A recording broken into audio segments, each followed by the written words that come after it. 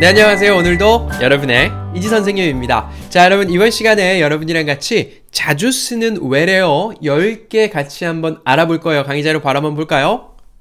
자, 오늘 여기 있는 10개 단어 여러분들이랑 알아볼 건데요. 이거 알아보다 보면 여러분 자연스럽게 상식과 품격이 확 올라가실 수 있을 것 같고요. 뭐 공부란 생각하지 마시고 편하게 들어주시면 될 것 같습니다. 요즘 자주 쓰는 말들이죠. PPL, 또 GDP라는 것도 알아볼 거고요. MZ세대, 밀키트, OECD, NGO, 코로나, 레드, MBA, 블록체인 마지막에 청출어람이라고 하는 사자성어도 넣어놨어요.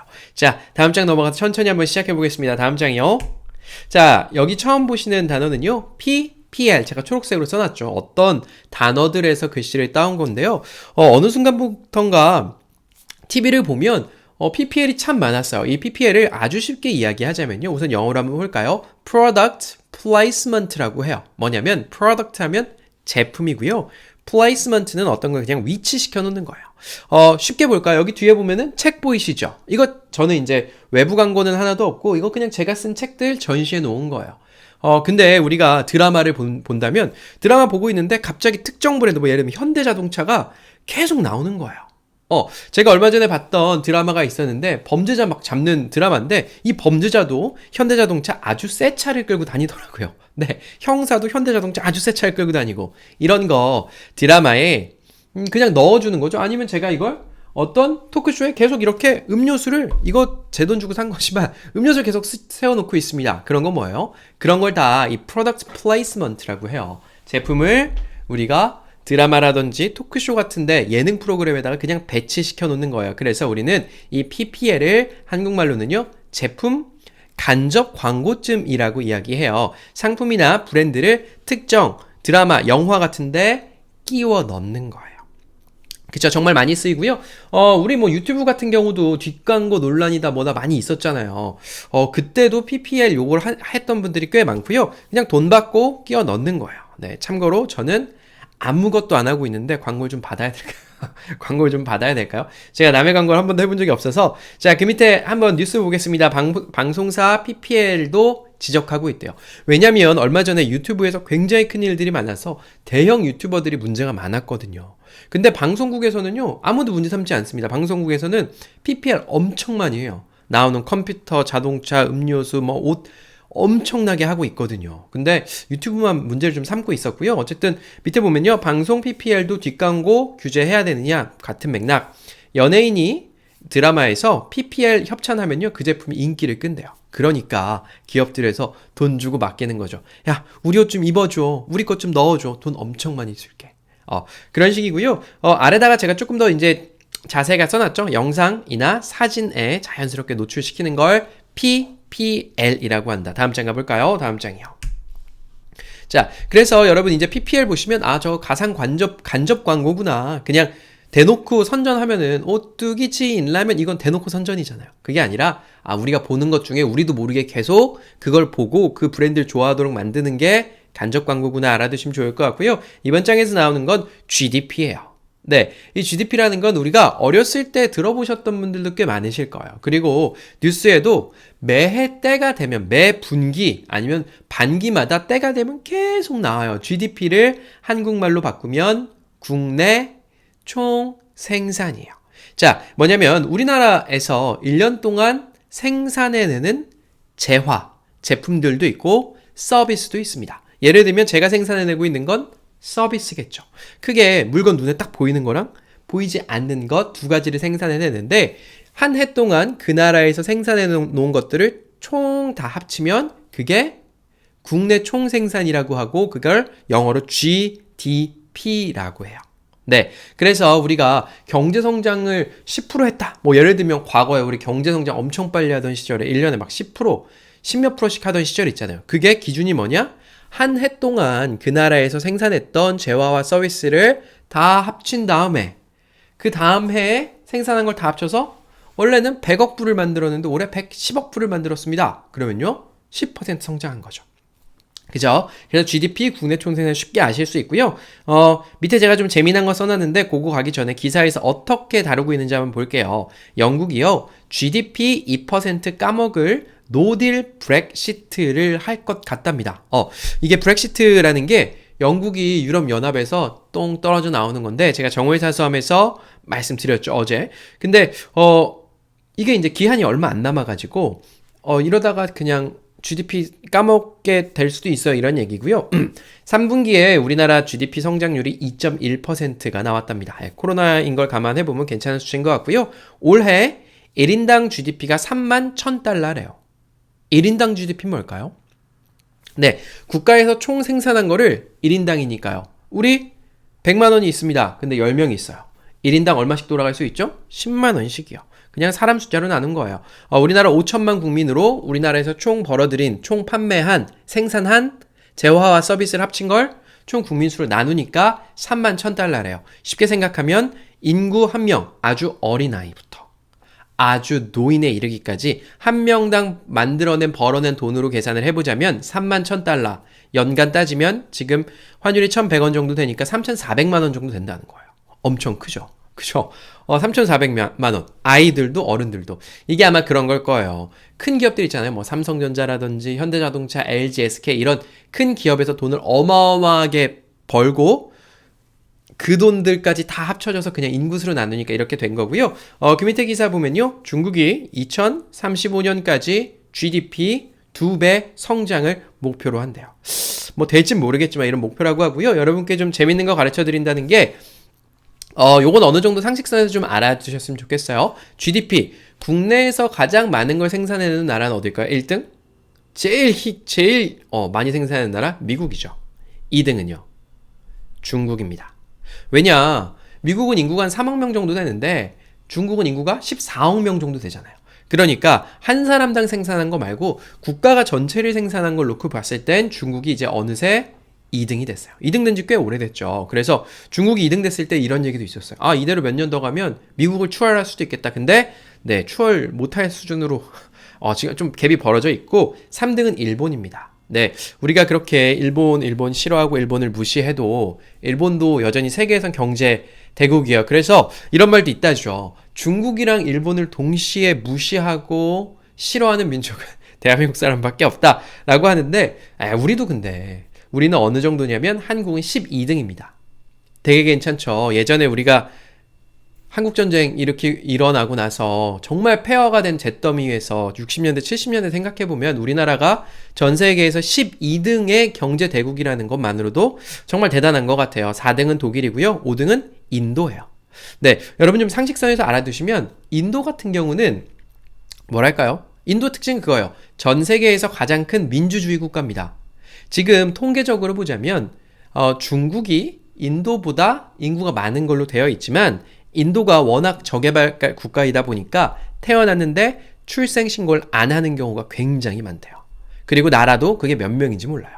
추산하건대 전 세계에서 인구가 가장 많은 나라는 이제 중국이 아니라 인도라고 생각하시는 게 맞습니다. 중국은 실제로 요새는 이제 아이 한 명 낳는 걸로 묶여있진 않아요. 옛날 때 인구 너무 많아서 아이 한 명만 낳는 걸로 했었는데 요새 많이 낳으라 그래도 안 낳는데요. 그만큼 좀 발전을 했고요. 인도가 이제 인구 제일 많은 나라. 그 많은 국민들이 실제로 투표해서 민주주의를 이룩하고 있는 나라고 한국 12등. 자, 이거를 1인당으로 나눠보면요. 1인당 GDP는 룩셈부르크가 1등이래요. 룩셈부르크 어디 있습니까? 네, 뭐 혹시 베네룩스 3국이라고 들어본 적 있으세요? 뭐 벨기에, 룩셈부르크, 네덜란드 이쪽인데 서유럽에 있어요. 뭐 프랑스, 독일 있는 이쪽에 있는데 인구가 워낙 작다 보니까 나누면 룩셈부르크 1등, 2등은 스위스고요. 3등은 아일랜드예요. 우리가 전혀 예상하지 못했던 나라인데요.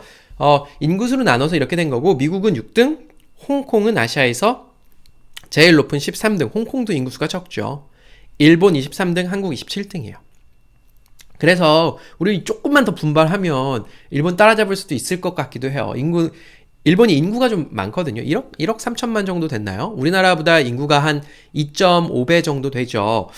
그러니까 우리 조금 더 노력하면 될 수도 있을 것 같고요. 자, GDP는 이 정도만 알아보고 뒷장 가보겠습니다. 네, 오늘도 햇님이 빵긋 웃고 있어요. 제가 정오의 사서함 여러분께 서비스하고 있죠. 월, 화, 목, 금 12시에 여러분께 제가 음성 녹음해서 찾아가요.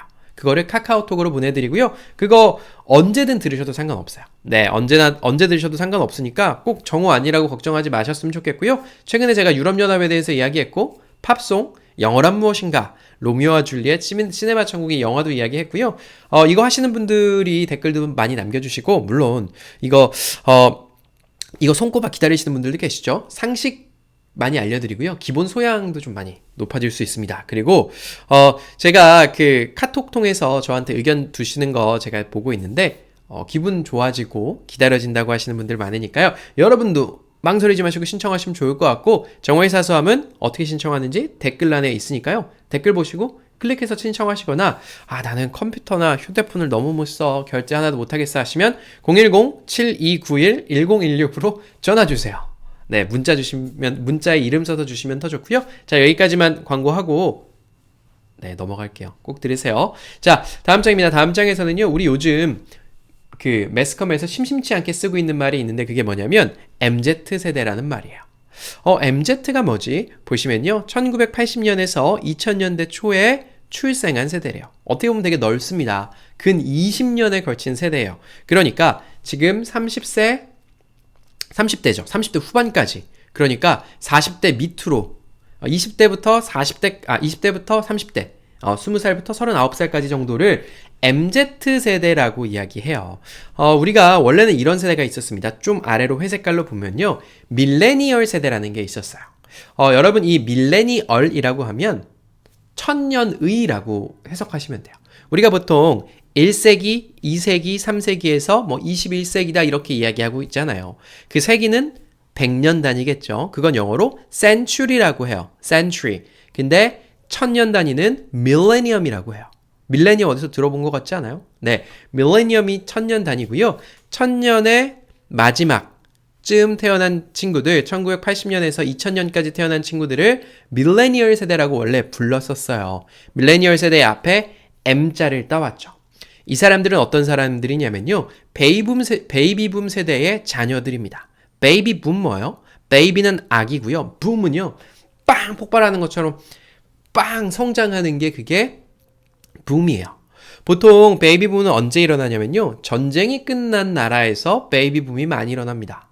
네, 우리나라에서 한국전쟁 끝나고 나서 지금 이거 보시는 분들도 50년대, 60년대 태어나시는 분들 굉장히 많죠. 제 주 구독자층입니다. 저희 어머니, 아버님도 아빠 56년, 어머니 59년에 태어나셨어요. 제 친구들 어머니, 아버님도 다 그쯤이거든요.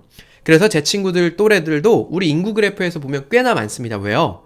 베이비붐 50년대, 60년대 엄청나게 많은 아이들이 태어났고요. 그 아이들이 태어나서 어떻게 했습니까? 네, 80년대쯤에 와서 80년대, 90년대 아이들을 엄청 낳으신 거죠. 네, 그 베이비붐 세대의 자녀들이 저 같은 사람들, 1980년대에서 2000년대에 태어난 사람들을 밀레니얼 세대라고 부르는데, 이 친구들의 특징이 있어요. 첫 번째, 경제적으로 궁핍하답니다. 왜요?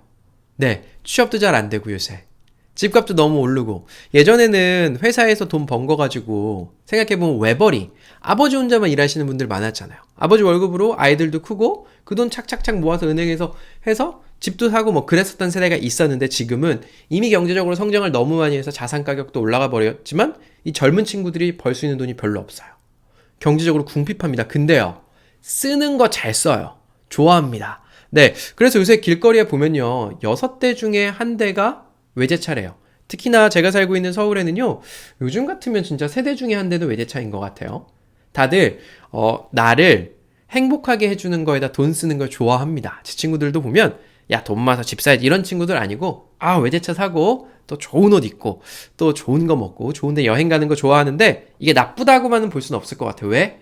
그냥 문화적인 현상이에요. 그리고 이 친구들은 디지털 핸드폰 되게 잘 다뤄요. 그리고 나서 나온 게 Z세대라는 건데요. Z세대 같은 경우는 1995년에서 2005년. 그러니까 지금 보면 10대 후반에서 20대 초반이에요. 이 친구들은 어떻습니까? 완전히 다른 문명입니다. 저랑 또 달라요. 이 친구들을 설명하는 말이 바로 디지털 네이티브라는 말이 있는데, 이 디지털 네이티브는 제가 다음번에 한번 다루겠습니다. 네이티브면은 우리가 뭐냐면, 네이티브는 원어민이에요. 여러분이랑 저랑은 한국어 원어민입니다. 우리 영어 원어민 선생님은 네이티브라고 이야기해요. 왜요? 영어 쓰는 원어민이니까요. 근데 이 친구들은 어려서부터 핸드폰 가지고 놀았던 세대예요. 저는 제 친구들 중에서 핸드폰을 꽤나 일찍 샀지만, 제가 핸드폰 처음 산 건 중학교 2학년이었어요. 근데 제가 그거 들고 다니면서 어떤 걸 느꼈냐? 나는 쓸 일이 별로 없는데 제가 핸드폰 일찍 샀던 것도 누나가 고등학교 2학년 때 핸드폰 사러 가다가 따라갔다가 엄마 나도 사줘 이렇게 했다가 샀는데 결국 그 핸드폰이 어떻게 쓰였냐? 공중전화처럼 쓰였어요. 네, 친구들 어머니가 친구가 늦으면 제 핸드폰으로 전화를 하십니다. 네, 전화 받 여보세요. 그러면 누구 옆에 있니? 네, 바꿔드리고 얘가 야 나 전화 좀 한 통만 쓸게 해서 집에다 전화하고 공중전화가 됐어요. 근데 이 친구들 어려서부터 스마트폰 만지면서 커가지고 지금 엄청나게 많은 예를 들면 유튜브에서 사실 대부분 뭔가 생산해내는 친구들이 이 친구들이잖아요. 생산하고 소비하고 디지털화 되어 있는 세대들을 Z세대라고 합니다. 이 친구들을 합쳐서 MZ세대라고 불려요. 그래서 밑에 뭡니까? 그 기사 보면요. 쇼패딩, 보온보다 개성택한 MZ세대래요.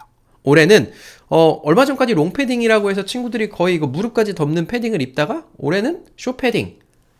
안 따뜻해도 된대요. 이런 게 유행이라고 하고 카카오 라이브 방송에서 MZ세대를 공략한다고 합니다. MZ세대 죄송합니다. MZ세대 겨냥한 DIY 보험이 인기라고 하는데요. DIY는 do it yourself. do it. 해. yourself. 너 스스로. 그래서 혼자서 뭐 하는 걸 DIY라고 하고 요것도 한번 강의에서 자세히 다룰게요. 그래서 요새 젊은 세대들은 예전에는 뭐였죠? 부모님 세대에서는 네, 저도 여전히 보험을 가지고 있는데 그거 저희 어머니 친구분한테 든 거거든요. 설계사 만나서 이렇게 했었는데 요새는 젊은 친구들은 필요 없어. 중개인 떼버리고 나 혼자 인터넷으로 제일 좋은 조건 찾아서 할래. 이게 바로 MZ세대라는 거죠. 자, 다음 장 넘어가 볼게요. 다음 장입니다. 자, 다음 장은요. 여러분 여기서 지금 상식도 얻어가지시지만 요거는 좀 눈여겨보실 필요가 있을 것 같아요. 뭐냐면요. 이게 바로 meal kit라는 거예요. meal 하면 식사입니다. 식사, meal. 우리 밥 먹는 거. kit 하면요. 우리 코로나 바이러스 진단 키트. 키트는 뭐냐면 뭔가 이렇게 우리한테 필요한 게 하나로 다 세트처럼 묶여서 있는 걸 키트라고 해요. 그러니까 meal kit는요. 밥 먹는데 필요한 게 묶여 있는 게 meal kit예요. 손질된 식재료와 양념, 조리법을 세트로 구성한 제품입니다. 요즘 같은 경우에는요. 맞벌이 부부들도 너무 많잖아요. 근데 제가 한동안 밖에서 밥을 먹어보니까 밖에서 계속 먹으면 어떤 현상이 벌어지냐면 처음엔 맛있습니다. 근데요, 시간이 지나면 먹을 게 정말 없어져요. 예를 들면 진짜 좀 괜찮은 한식을 먹고 싶습니다. 한정식 같은 거요. 근데 그런데 별로 없어요. 거의 진짜 없고 다 이렇게 김치찌개 먹으려면 진짜 김치찌개만 주잖아요. 그런 식으로 집에 집밥이 그립고 집에서 밥을 먹어야 되는데 그런 사람들을 위해서 필요한 게 바로 밀키트죠. 그리고 이 밀키트가 예전에는 먹는 사람이 별로 없으니까 괜찮은 음식도 별로 없었어요. 근데 요즘은요, 밀키트 어마무시합니다. 밀키트 시장의 성장이 엄청나게 빠르게 진행되고 있어서 여기 괜찮은 사람들이 많이 사 먹으면 어떻게 되죠? 단가도 점점 떨어진단 말이에요. 예를 들면 제가 밀키트로 먹고 싶은 음식이 있어서 시켰다고 해봅시다. 네, 예를 들면 부대찌개를 시켰어요. 부대찌개가 원래 몇 명 10인분 만들려면 비싸는데 100인분, 1000인분에서 사람들한테 착 파니까 가격도 많이 내려왔고 저희 어머니는 여전히 집에서 음식을 열심히 하세요. 밀키트를 일단 안 시켜보셨습니다. 그리고 인터넷으로 결제하는 거를 못하세요. 그걸 잘 못하세요. 그래서 이걸 시키고 싶으셔도 잘 못 시키실 거예요. 마트에 있는 사올 바에야 그냥 내가 사서 하시 정도인데 밀키트가 이제 냉장 보관되는 걸 하나 몇 개 정도 시켜놓고 날마다 꺼내서 집에서 조리해 먹는 거예요. 간도 내가 좀 맞추고. 그래서 제가 요새 밀키트를 꽤 많이 먹는데 어떠냐면 제 평가는 괜찮다요. 가격 대비 되게 괜찮다. 집에서 한 거 같다. 집에서 한 줄로 알았던 음식도 꽤 있습니다. 여기 담겨져 나오면요. 그래서 이 밀키트 시장이 앞으로도 빨리 성장할 거고요. 밥을 집에서 두 끼 차려 먹는 거 있잖아요. 점심 저녁만 먹어도 정말 너무 힘들죠. 네. 한 번씩 시켜서 드셔보세요.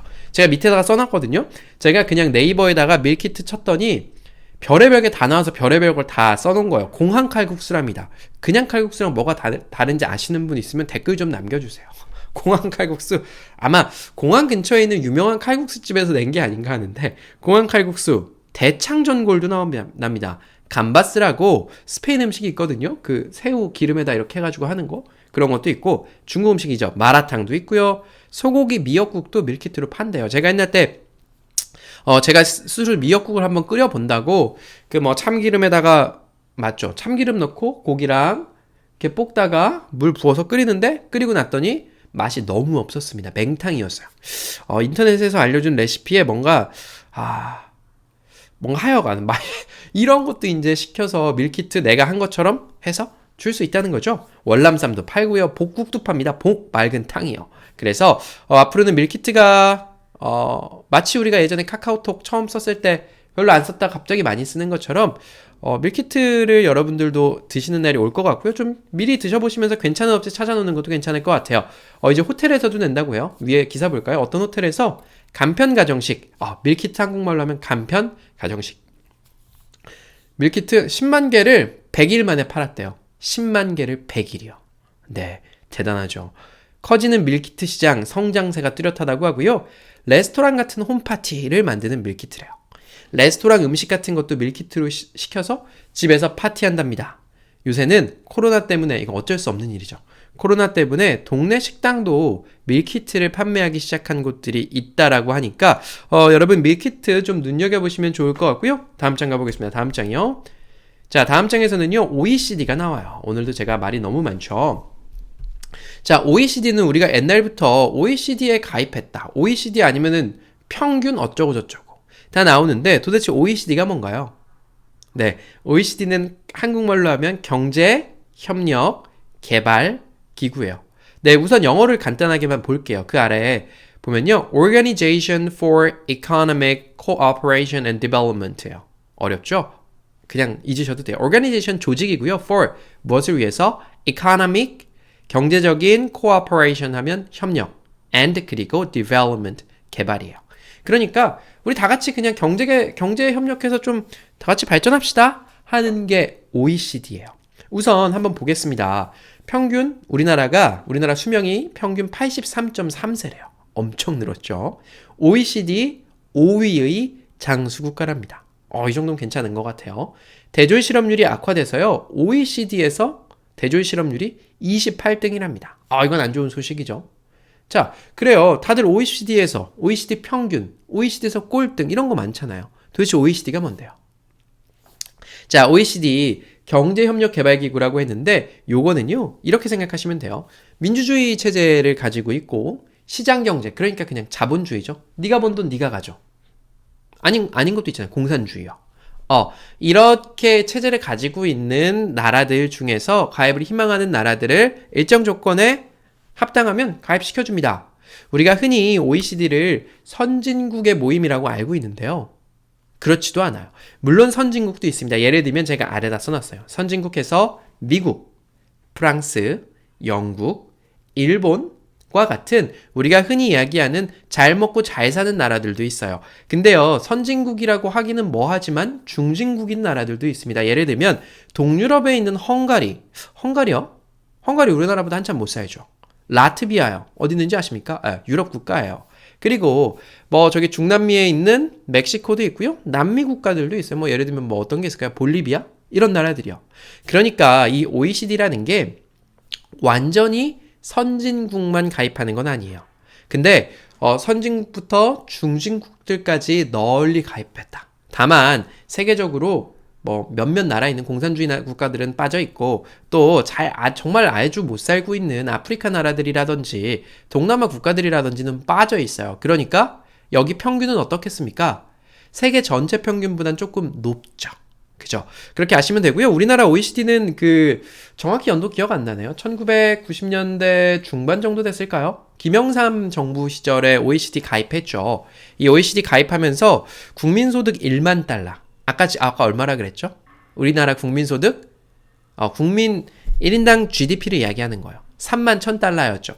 그때 국민소득 1만 달러 지킨다고 우리나라에서 가지고 있던 외화를 엄청나게 쏟아부었어요. 그러다가 IMF 왔죠. 슬픈 이야기가 있는데 어쨌든 IMF가 온 이후에 우리나라 정말 많이 달라졌어요. 그 IMF가 왔기 때문에 그 MZ 세대들이 그렇게 변했던 또 측면도 있습니다.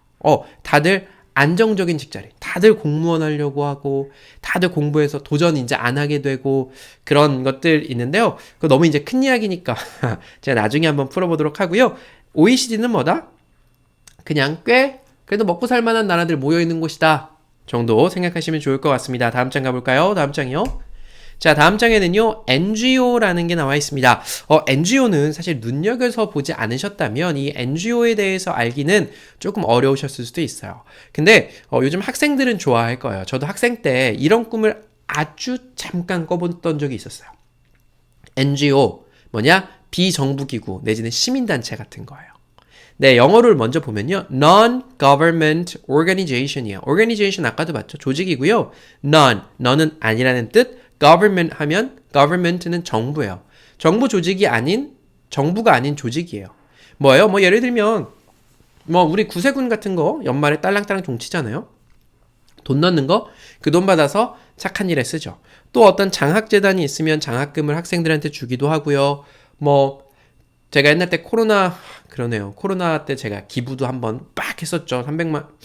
네, 또 기부를 좀 하고 싶은데 제가 좀 어디다 할까 고민을 하고 있기는 해요.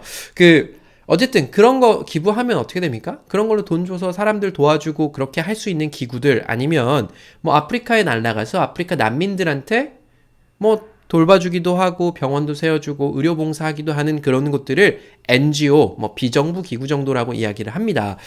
그래서 젊은 친구들은 이런 데서 일하고 싶었던 꿈을 대부분 다들 한 번씩은 꿨던 나이가 있을 거예요. 제가 20살 때 그래서 저기 봉사활동을 좀 해봤었는데, 거기서 일하시는 분들은 어떻냐면, 그냥 딱 보고 있어도, 진짜 천사처럼 해요. 그래서, 와, 나는 안 되겠다. 나는 그냥 시간 날 때 가끔 이런 거나 해야지. 나는 저런 데서 일하면 안 되겠다라는 생각을 했었던 적이 있는데요. 그 밑에 뉴스 기사 한번 볼게요. 삼성에서요, 청소년 교육 NGO를 지원한답니다. 국가에서 청소년을 교육하는 게 아니고 비정부 기구가 청소년들한테 알맞는 교육을 제공하는 NGO가 있다. 마포구에서요, NGO 자원봉사 박람회를 개최한대요. NGO라고 하면 뭡니까? 네, 비정부 기구라고 알아두시면 좋을 것 같고요. 스위스 NGO가 북쪽에 있는 우리나라의 북쪽에 있는 분들한테 인도주의 위기가 심각하다. 인권이 좀 많이 좀 힘들다 이런 이야기를 했다고 하고요. 70주년 월드비전 세계 최대 NGO라고 써 있어요. 월드비전이 우리나라 거고요. 우리나라 건데 세계 최대 NGO라고 합니다. 돈이 꽤나 많이 잘 들어오나 봐요. 이 월드비전이 제가 예전에 그 바람의 딸 한비아라고 한비아 씨가 쓴 책이 있어요. 그 군대에서 읽고 나서 내 월급은 비록 8만 원, 6만 원이지만 내가 이 중에 2만 원은 저 아프리카에 보내야겠다 이렇게 한번 했었던 적이 있었는데 결국 제가 이제 제대하고 돈이 올라가지고 나중에 돈 벌면 가입해야지라고 해서 해지했는데 아직까지 가입도 못하고 있긴 한데 어쨌든 뭐 세계 최대 NGO라고 하니까 월드비전 이런 게 있다 알아두시면 좋겠고 다음 장 가보겠습니다. 다음 장이요. 네, 다음 장엔 코로나 레드인데 오늘따라 되게 제가 만남 토크쇼처럼 하고 있는데 이런 것도 좋아하시는 분들 계시더라고요. 선생님 이런 얘기 해주시는 거 너무 좋아요. 그리고 이런 얘기도 좀 하고 싶어요. 제가 저는 저 스스로 선생님이라고 칭하고 싶지가 않습니다. 근데 제가 처음에 소개할 때 네 안녕하세요 오늘도 이지 선생님입니다 이렇게 하잖아요. 이지쌤입니다라고 해봤더니 너무 어색한 거예요. 그래서 이지 선생님이라고 하는데 가끔 한 달, 두 달에 한 번씩 댓글이 달려요. 자기 스스로를 선생님이라고 칭하는 거 아니다. 자기 스스로를 높여 부르는 거 아니다. 저는 여러분 선생님이라고 칭하고 싶은 생각이 하나도 없습니다. 쌤? 그냥 아들 같은 존재이고 싶어요. 그냥 이렇게 알려드리고 싶은데 그렇게 하다 보니까 뭐 그렇게 된 거니까 너그러 이해 좀 해주세요. 네, 라임을 맞춰야 되잖아요. 멋있게. 네, 안녕하세요. 오늘도 이지 선생님입니다. 이게 좋잖아요. 네, 그죠? 코로나 레드라는 말이 또 생겼더라고요. 우리가 얼마 전에 코로나 블루라는 거 봤어요. 코로나 블루가 우울증이었어요. 코로나 때문에 괜히 우울한 거예요. 근데 그거보다 한 단계 더 심해진 게 코로나 레드 내지는 코로나 블랙 검정색이 아예 앞에 안 보이는 것처럼 코로나 블랙 짜증나 죽겠는 거죠. 코로나 레드는 뭐냐면요. 코로나 블루를 넘어서 우울이나 불안 등 감정이 분노로 폭발하는 거래요. 막 화가 나서 막 화딱지 나서 죽겠는 거예요. 지금 그렇죠. 코로나 2.5단계가 오늘부터 또 수도권에 발동이 됐어요. 저는요, 요새 제가 이거 이제 2년 동안 유튜브 했잖아요. 근데 2년 동안 하니까 회사 다닐 때는 그래도 취미 활동을 어느 정도 조금 했던 것 같은데 요건 또 그런 것도 잘 못했어요. 그래서 저도 이제 연말이 되면서 약간 뭐랄까, 뭘 좀 하고 싶다는 생각이 들어서 제가 원래 예전에 골프를 조금 쳤었었는데 3년 동안 아예 골프채를 잡지도 스크린 골프장도 안 갔거든요. 3년 좀 넘게 만에 골프를 좀 배워보려고 헬스랑 골프랑 같이 하는 곳에 등록을 했습니다. 등록했어요. 한 번도 안 갔습니다. 한 번도 안 갔어요. 가서 그 운동 제가 열심히 한다고 했죠. 지금 좀 어떻습니까? 네. 네, 그 헬스 시범 수업 한번 받고 나서 거기 딱 헬스랑 골프랑 같이 하는 걸 등록을 딱 했고 하자마자 이게 터져서 이제 저도 이제 골프 채를 빨리 잡고 연습을 좀 해야지 했는데 닫았어요. 체육시설 안 되고 식당도 뭐 9시까지는 원래 9시까지였죠. 그리고 뭐 해서 저희 집에 있는 꼬맹이는 유치원도 이제 안 가요. 그러니까 하하 이 뭐 화가 나는 상황이죠. 하고 싶었던 거 하려고 했던 거 저도 이제 연말에 있던 모임들 다 취소했어요. 친구들 아주 친한 친구들 정말 오랜만에 집에서 만나자라는 얘기까지도 했었는데 친구들이 다 다른 회사에 다니니까 취소도 됐고 뭐 아무것도 할 수가 없게 됐으면 연말인데 그래서 진짜 화가 나는 사람들도 있는 것 같아요. 근데 또 한편으로 저는 약간 또 긍정적으로 생각하자면 이런 면도 있는 것 같아요. 예전에는 연말 되면 제가 이제 사람들 만나는 거 좋아해가지고 사람들 만나면 뭐 하겠습니까 연말에. 네, 맛있는 거 먹고 술 한잔 하죠. 그 술 한잔 하면 다음날 강의하는 게 너무 힘들어서 강의를 제대로 못했던 적도 꽤 있었어요. 작년 연말 같은 경우는요. 근데 올해는 그런 일이 전혀 없으니까 여러분께 훨씬 더 양질의 강의를 제공할 수 있을 것 같고 요새도 열심히 정말 일 많이 하고 있는 것 같아서 그거 좋은 것 같고요.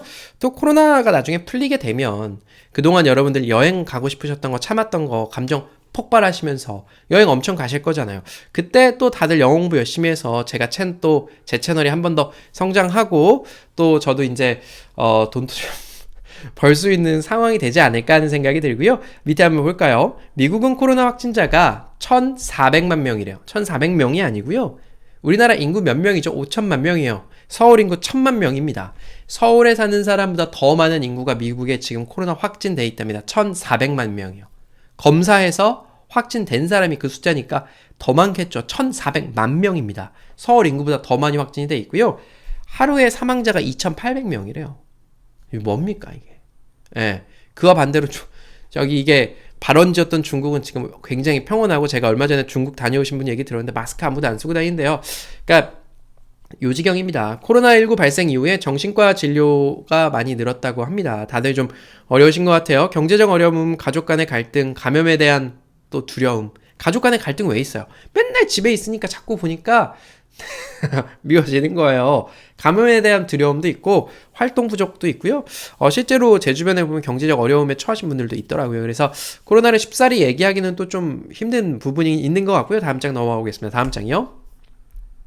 자, 다음 장에는 MBA 나오고 좀 간단히 할게요. 우리가 MBA 나왔다, MBA 졸업했다, MBA 출신이다 이런 얘기 좀 많이 듣습니다. MBA 뭡니까? 경영학 석사과정이라고 한국말로는 보통 번역하는데요. 그런 거예요. 보통 우리가 석사를 가려면 관련된 전공을 합니다. 예를 들면 저는 경영학과 나왔어요. 경영학을 전공했는데 제가 갑자기 석사로 컴퓨터 공학을 석사로 갈 수는 없잖아요. 근데 이 경영학 석사인 MBA는 조금 그거랑 성격이 달라요. 진짜 학문을 연구한다기보다 실제로 MBA 같은 데 가면 저도 안 가봤지만 요새 다니는 친구들이 있어요. 저랑 대학교 때 같이 공부했던 친구들이 지금 MBA 회사 다니면서 다니는 친구들이 있어요. 네, 그 친구들이 대학교 때 공부 열심히 별로 안 했는데 벌써 또 이런 걸 다니더라고요. 네, 그래서 제가 대학생 때 공부도 안 하던 놈이 무슨 이런 이야기도 했는데 이거는 이제 기업가로서 사람을 양성하는 거예요. 기업을 운영하려면 필요한 인사, 회계, 재무, 마케팅과 같은 것들을 실제 기업의 경영에 접목해서 가르쳐주는 곳이 MBA예요. 이건 뭐의 약자냐? Master of Business Administration인데요. 마스터가 우리 석사고 Business Administration이 경영학이라고 보면 돼요. 경영학의 마스터, 석사학이다. 모르셔도 되고요. 다만 여러분께서 아셔야 될 건 이거를 NBA랑 헷갈리지 말라는 거예요. NBA 뭐냐면 National Basketball Association이에요. 이거 농구 마이클 조던 아십니까? 마이클 조던 전 세계에서 가장 유명했던 스포츠 선수 꼽으라면 마이클 조던이 있겠죠. 마이클 조던 뭐 하는 사람입니까? 농구 선수예요. 미국 농구 리그를 NBA라고 해요. 젊은 친구들도 가끔 틀려요. 정말 창피한 거예요. 이거 틀리면요. 젊은 친구들이요. 근데 경영학 배우러 가는 곳은 대학교 졸업하고 가는 곳은 뭐냐면 MBA예요. MBA 농구하는 데는 NBA예요. 요것만 기억하시면 되고요. 뭐 그 밑에 기사 간단히만 넣을게요. 카이스트 경영대학에서요. MBA 모집한대요. 이게 MBA가 돈이 잘 돼서 대학교들에서 열심히 신경을 쓰고 있고요. 저도 나중에 기회가 되면 한번 가보고 싶은 생각은 있습니다. 네, 저도 학생 때 공부를 열심히 안 했나 보고요. 취업난 때문인가 미국 MBA 신청자가 증가한대요. 미국 MBA는 굉장히 비쌉니다. 한 해에 저기 MBA 졸업하려면 보통 1억 정도 필요하대요. 2년짜리니까 2억 정도는 생각하고 가야 되고 갔다 오면 연봉이 좀 오른다고는 하더라고요. 하버드도 주목한 이건희의 경영법. MBA 필수 과목에 편성하기도 했다고 합니다. 자, 그래서 여러분들은 뭐랑 뭐를 구분하시면 됩니까? MBA랑 NBA 구분하시면 되겠고요. 다음 장 갈게요. 다음 장이요. 자, 다음 장에는요. 블록체인이라는 게 나와 있어요. 이 블록체인은 앞으로 굉장히 유망한 기술이고 여러분이 앞으로 5년 안에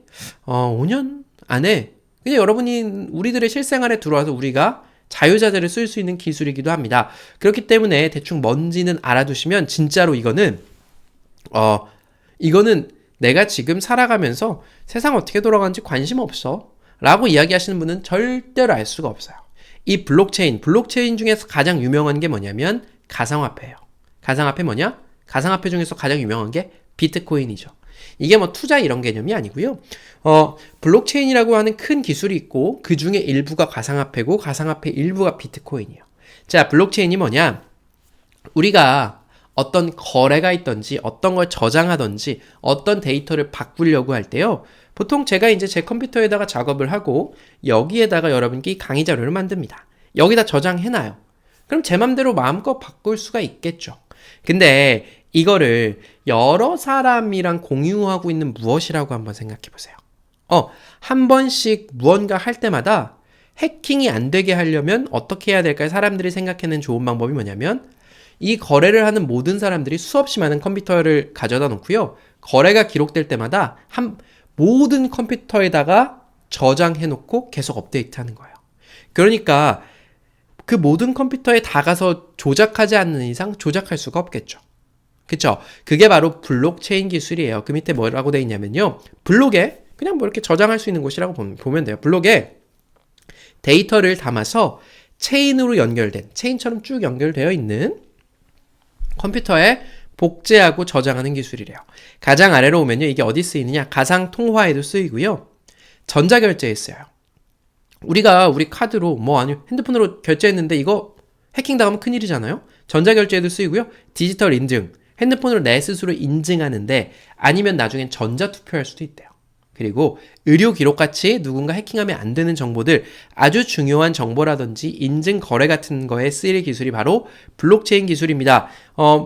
기사 볼까요? 일상혁명 블록체인, 실명 거래로 세금을 부과할 수 있다. 어떤 카드 회사에서요? 블록체인 금융 혁신을 실험하고 있고요. 정부가요. 블록체인을 집중 육성하고 있대요. 왜요? 네, 우리나라뿐만 아니라 전 세계적으로 달려들고 있어요. 이 기술에요. 그리고 2021년 블록체인 시장은 어떻게 될까? 이 시장 얘기가 나왔으니까 요거는 우리가 투자하는 그 가상화폐, 비트코인 같은 거라고 생각하시면 되겠고요. 자, 블록을 체인처럼 쭉 묶어놓은 거다. 블록체인, 아무도 해킹하거나 훔쳐가지 못하게 계속해서 기록하는 것이다 정도 알아두시면 좋을 것 같고 마지막 장입니다. 제가 지난 시간에 여러분께 법을 좀 알려드렸는데요. 법도 좀 알려드리고 가끔씩 이거 예전에 했었나? 제가 사자성어는 몇 번 말씀드려야겠다고 이야기를 진짜 많이 했었는데, 오늘에서야 하는 것 같아요. 청출어람이라는 말이 있습니다. 기본이죠.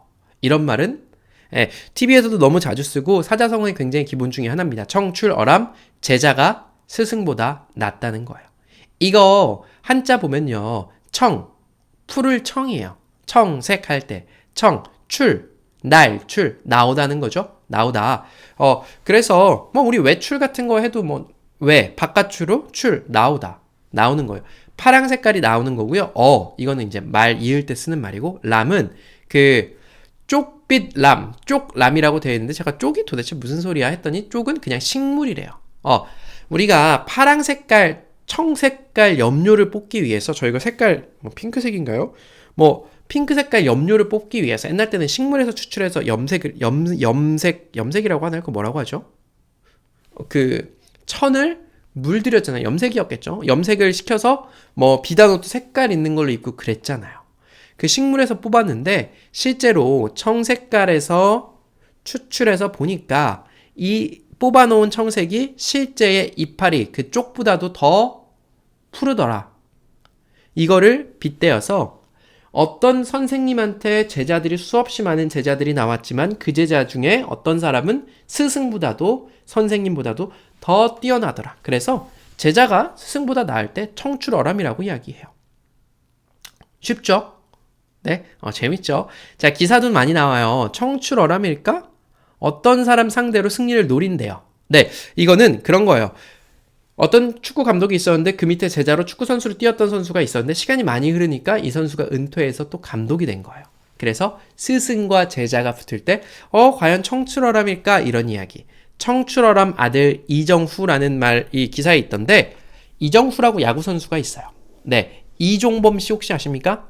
야구 바람의 아들 이종범의 아들이 이정후인데요. 이정후가 야구 진짜 잘해요. 그래서 청출어람이다. 아버지한테 야구를 배웠다면 청출어람이다. 뭐 이런 이야기를 하는 거고요. 원조를 뛰어넘는 청출어람 스타트업. 스타트업 이제 회사 차리는 건데 원조보다 더 잘 된다. 나는 내가 청출어람인 줄 알았다라는 기사가 있었어요. 나는 우리 아버지보다도 훌륭한 줄 알았고 나는 우리 회사에 다니던 선배들보다도 더 훌륭한 줄 알았어요. 뭐 이런 이야기를 하더라고요. 근데 나이 먹고 우리 아버지가 내 나이 때 돼 보이니까 나는 우리 아버지의 발끝에도 못 미치는 사람이었어. 뭐 이런 기사를 쓴 기사가 있었는데요. 어쨌든 이 청출어람이라는 말이 내가 배우는 사람이 스승보다 낫다 정도가 될 것 같고 오늘도 한 40분에 걸쳐서 여러분이랑 재밌는 이야기 나눠봤는데요. 저는 사실 이거 강의할 때 좋아요. 들어주시는 여러분도 즐겁게 들어주시고 부담없이 들어주셨으면 좋겠습니다. 오늘 강의는 여기까지 할 거고요. 여러분 감사합니다.